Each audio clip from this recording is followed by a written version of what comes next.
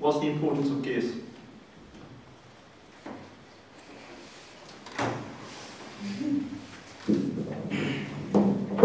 What's the importance of gaze? Firstly, our body is God-given. God, like the Singh said on the first day, God doesn't make mistakes. So if God gave us his body, he didn't make a mistake when he put gaze on the body. He put us in a perfect form, and that's how we're supposed to go back. So now there's this trend within Amritdharis and good Sikhs to get tattoos. That's actually, I'll go as far as saying it's a budget grade, because you're defacing the body. And I know Muslim Charles will give people on the DM for doing that. So you come in perfect form. So if you deface that body, that includes a gaze, that includes kasane, gaze kasane, like rubbing them on purpose to get them away from your face, facial hair, dyeing it, bleaching it, plucking it, any sort of thing, you're actually going against what God's given you as a rule. Sometimes it might not be easy, it might not be nice where the hair is or what's occurring on your body, but that's what Sikh is about. If you think of the Panch Vikar, Hankar, yeah, is fought by keeping your gaze. Because you fight the Hankar by keeping your gaze, because you're saying in Nimrata, Maharaj, my head belongs to you. So your Hankar, if you look at the Panchakakar are all set there to fight the 5 evils. So you need to think about that, what that is. But I'm giving you one, which is the gaze is there to fight the ego and to say, I'm actually submitting to you.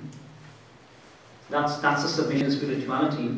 And the Ganga, we've got the gaze, so we comb our hair every day. What we're supposed to do is think about what we've done bad in the day. If we didn't have those gaze on our hair, wouldn't we have to do that? So we're supposed to contemplate in the morning and the evening when we comb our hair, what are the things that we've done, what are the actions that we committed in the day. And that goes back to that more point. The Ganga is in your head to calm out the more, the attachment for the Lord. Yeah, so the thing that you're talking about, the struggle, is am I getting too attached to something? So that's part of that struggle every day, contemplating that when you're doing Ganga in your gaze. And even if you're not Amritdhari, you can still keep Ganga in your gaze and start doing that today. You don't have to be Amritdhari to wear a Ganga. You all do with a girl. Yeah? The other part of that, part of spirituality, Gurmukh Rom Rom Hartyave, which means a Gurmukh, and that's someone who's perfect, who's become like Guru Gobind Singh, one, Ekmik.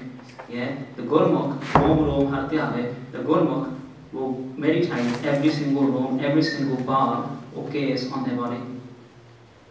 Yeah? Lakh Jeva Deo Mere Pyare. Yeah? What that means is, God, give me hundreds and thousands of tongues. Now those hairs on your body become that, and you're meditating with every single hair. That's what Gurbani says. So on a spiritual plane, it's there, the body to use for those things. Now if you don't be happy with those cases, then we'll take Japanese here. Yeah, so sorry if I got a bit too deep.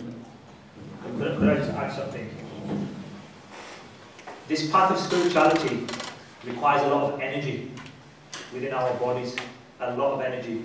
Those good Sikhs that are sat here who are on that path and are quite advanced, it's not me, they tell me that they require a lot of internal energy.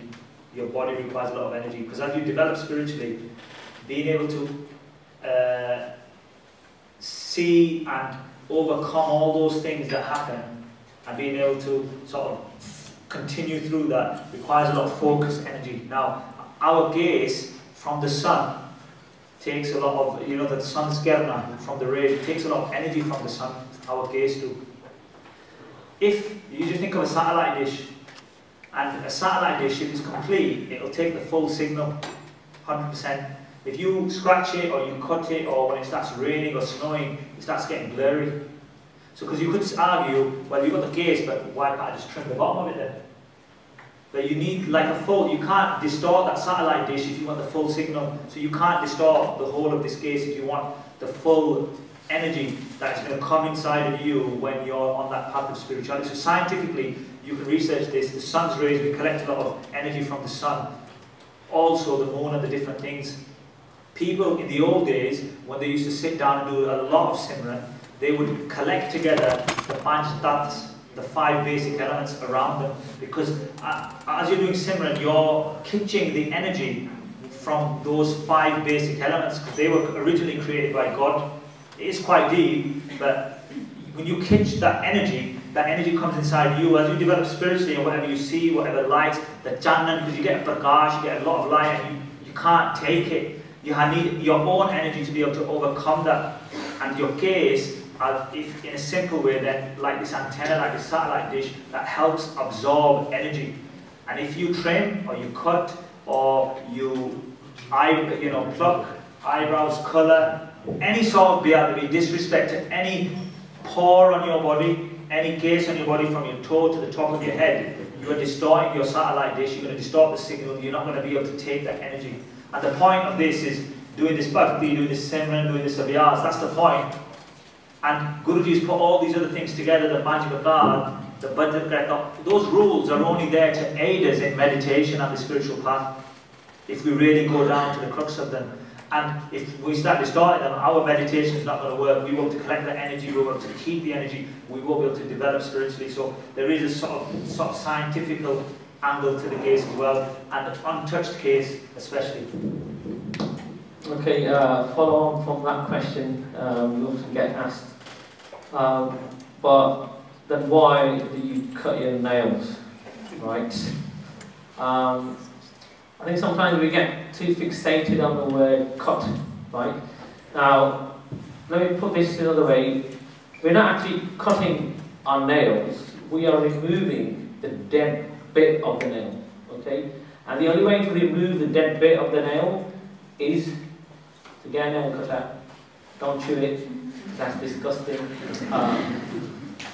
And remove that dead piece of your nail. Similarly with the gaze, we have dead gaze as well, yeah? Dead hair as well. The way we remove that is when we do a ganga, okay? And it's just basically simple hygiene, reasons. That's why we remove the dead bit of the nail, and we don't actually cut our nails, yeah? So there is that difference. Yeah? We're keeping this body, how Maharaj has given us, but at the same time, we're keeping it clean as well, okay?